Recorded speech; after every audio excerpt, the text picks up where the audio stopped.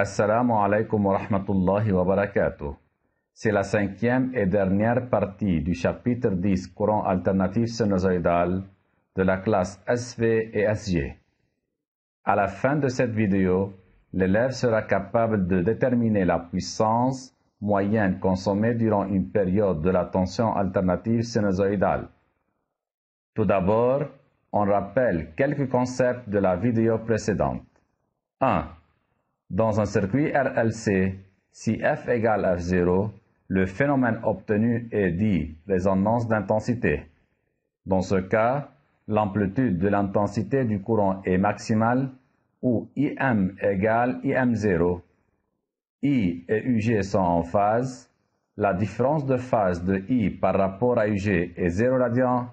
La différence de phase de I par rapport à UC est pi sur 2 radians. Et la différence de phase de I par rapport à U bobine est moins pi sur 2 radians. 2. Dans un circuit RLC, si F est plus petit que F0, l'amplitude de l'intensité du courant est inférieure que celle dans le cas de la résonance d'intensité, ou IM1 plus petit que IM0. Le courant I est en avance de phase sur la tension UG, c'est-à-dire l'effet de la capacité C est prédominant. 3. Dans un circuit RLC, si F est plus grand que F0, l'amplitude de l'intensité du courant est plus petite que celle dans le cas de la résonance d'intensité, où IM2 est plus petit que IM0. La tension UG est en avance de phase sur le courant I, c'est-à-dire l'effet de l'inductance L est prédominant. Puissance électrique consommée sous une tension continue.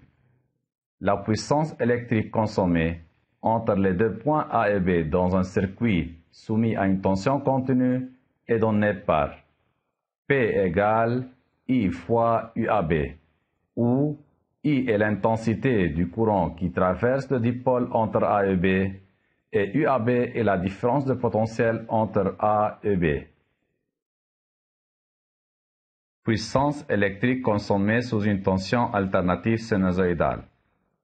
On considère la branche entre A et B d'un circuit électrique soumis à une tension alternative sinusoïdale. Le courant électrique circulant entre A et B est I égale IM sinus oméga t et la tension électrique entre A et B est UAB égale UM sinus oméga t plus phi, où phi est la différence de phase de I par rapport à UAB. L'expression de la puissance électrique instantanée consommée ou délivrée entre A et B est donnée par P égale I fois UAB. Alors, l'expression de la puissance sera égale P égale IM sinus oméga t fois sinus oméga t plus phi. Pratiquement, on s'intéresse surtout à la puissance moyenne consommée au cours d'un cycle de la tension alternative sinusoïdale et elle est donnée par P moyenne égale U efficace fois I efficace fois cosinus phi, où I efficace est la valeur efficace du courant I exprimé en ampères, U efficace est la valeur efficace de la tension UAB exprimée en volts, et cosinus phi est appelé le facteur de puissance de la branche AB. Dans le système international, P moyenne s'exprime en watts. Et la puissance apparente consommée par la branche AB est la puissance moyenne maximale qui est donnée par la relation P apparente égale U efficace fois I efficace et son unité dans le système international est le volt-ampère. Puissance moyenne consommée par un conducteur ohmique. Le courant électrique circulant dans un conducteur ohmique et la tension entre ces bornes sont en phase. Alors la différence de phase de I par rapport à UAB est égale à 0. Donc l'expression de la puissance moyenne consommée par le conducteur ohmique sera P moyenne égale U efficace fois I efficace fois cosinus de la déphasage de I par rapport à UAB qui est égal à 0. Donc, l'expression sera PM égale U efficace fois I efficace cosinus 0 égale U efficace fois I efficace. Mais U efficace est égal R I efficace d'après la loi d'Ohm. Donc, on obtient P moyenne égale R fois I efficace au carré. Par suite, toute l'énergie électrique consommée par le conducteur ohmique est convertie en énergie thermique. Puissance moyenne consommée par une bobine. Le courant circulant dans une bobine purement inductive est en retard de phase sur la tension entre ses bornes par pi sur 2 radians. Alors, la différence de phase de I par rapport à UAB est égale à moins pi sur 2 radians. Par suite, l'expression de la puissance consommée par la bobine sera PM égale U efficace fois I efficace fois cosinus moins pi sur 2, où cosinus moins pi sur 2 égale à 0. Par suite, la puissance moyenne sera égale à 0 watts. Alors, on peut conclure que la puissance moyenne consommée par une bobine purement inductive pendant une période de la tension alternative sinusoïdale est nulle. Alors, la bobine emmagasine de l'énergie magnétique pendant une demi-période, c'est-à-dire pendant la croissance du courant, et la restitue au circuit pendant l'autre demi-période, c'est-à-dire pendant la décroissance du courant. Dans le cas d'une bobine résistive de résistance interne différente de 0, le courant est en retard de phase sur la tension UAB entre moins pi sur 2 et 0. Alors, l'expression de la puissance moyenne est différente de 0 et la puissance moyenne sera égale à R fois I efficace au carré, où R est la résistance interne de la bobine. Alors, la puissance moyenne consommée par une bobine est égale à la puissance consommée par sa résistance interne. Puissance moyenne consommée par un condensateur. Le courant circulant dans un condensateur est toujours en avance de phase sur la tension entre ses bornes par pi sur 2 radians. Alors, la différence de phase de I par rapport à UAB est pi sur 2 radians. Donc, l'expression de la puissance moyenne consommée par un condensateur sera PM égale U efficace fois I efficace fois cosinus pi sur 2, où cosinus pi sur 2 égale à 0. Par suite, PM sera égal à 0 watts. Donc, on peut conclure que la puissance électrique moyenne consommée par un condensateur durant une période de la tension alternative est nulle, puisque le condensateur emmagasine de l'énergie électrique pendant la phase de charge et puis il la restitue au circuit pendant la phase de décharge. Conclusion.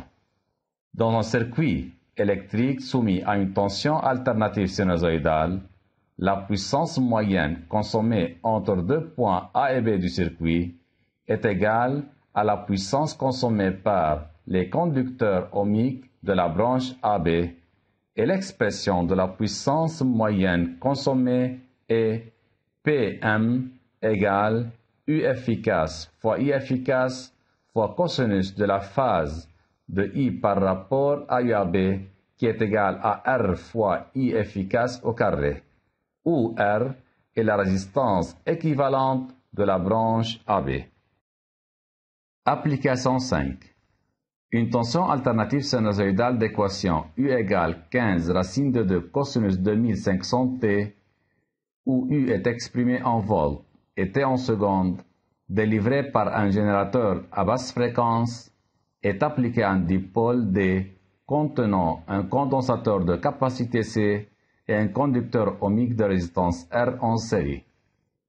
Le courant instantané passant à travers le condensateur est donné par I égale racine de 2 cosinus oméga T plus phi, où I est exprimé en ampères et T en secondes, et la puissance moyenne électrique consommée est P égale 12 watts. Question numéro 1. Indiquez le signe de phi. Dans un circuit RC en série, le courant est en avance de phase sur la tension et par suite, la différence de phase de I par rapport à U est positive, par suite phi est positive. Question numéro 2. Calculez les valeurs efficaces U efficace et I efficace de la tension U et du courant I respectivement et en déduire la valeur de phi. On a U efficace égale U max sur racine de 2 égale 15 racine de 2 sur racine de 2 qui sera égal à 15 volts. Et I efficace égale I max sur racine de 2 où I max égale à racine de 2, donc I efficace sera égal à racine de 2 sur racine de 2 égale 1 ampère. Et l'expression de la puissance moyenne est donnée par Pm égale U efficace fois I efficace fois cosinus phi. Alors, cosinus phi sera égal à Pm sur U efficace fois I efficace égale 12 sur 15 fois 1 égale 0,8. Alors, phi sera égal à 0,643 radians. Question numéro 3. Montrez que R égale à 12 ohms. On a dit que la puissance moyenne consommée dans le circuit est totalement convertie en énergie thermique par la résistance du circuit. Alors, Pm sera égal à R fois I au carré, alors R sera égal à P sur I efficace carré égale 12 sur 1 au carré égale 12 ohms. Résumé. 1.